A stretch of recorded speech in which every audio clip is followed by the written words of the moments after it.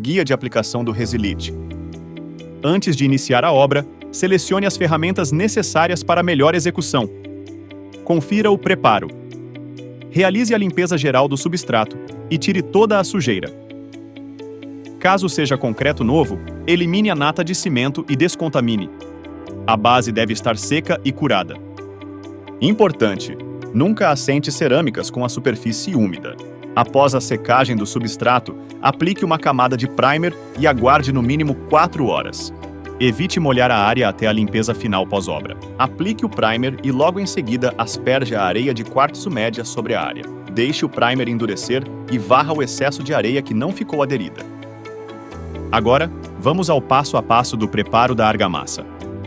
Misture o componente A com o componente B de forma gradual. Para massas de 2 componentes, adicionar o pó gradativamente na solução e fazer a mistura.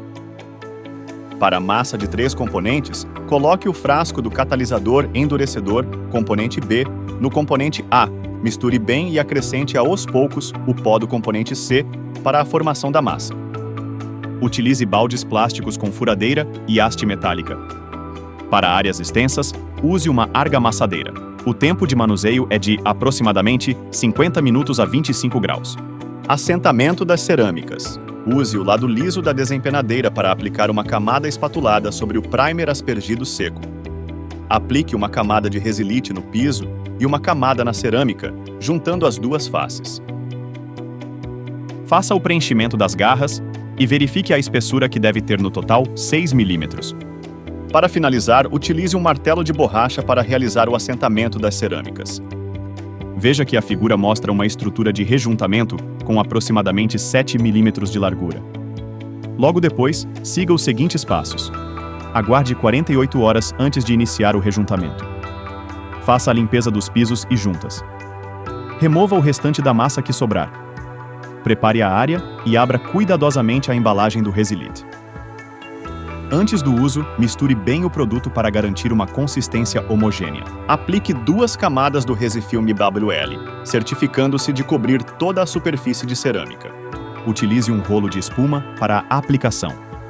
Na primeira demão, aguarde 2 horas a 25 graus. Aplique a segunda demão e aguarde 24 horas antes de iniciar o rejuntamento.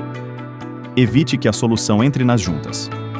Para o preparo do rejuntamento, verifique o tipo de Resilite na etiqueta da embalagem. Manuseie com cuidado, pois a massa começará a endurecer após aproximadamente 30 minutos a 25 graus.